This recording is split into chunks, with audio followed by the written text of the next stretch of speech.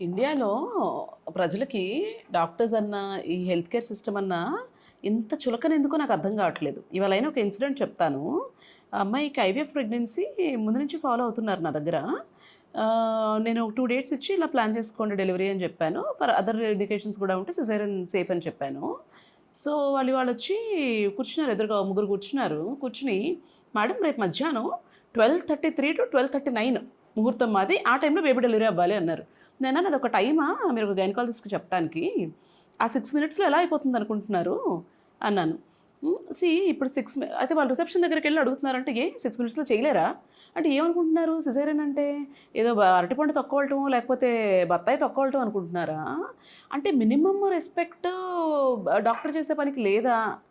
లేకపోతే మీ చదువు, మీ ఎడ్యుకేషన్ గానీ, మీ సోషల్ స్టేటస్ గానీ ఈ కామన్ సెన్స్‌ని కూడా మించేస్తుంది.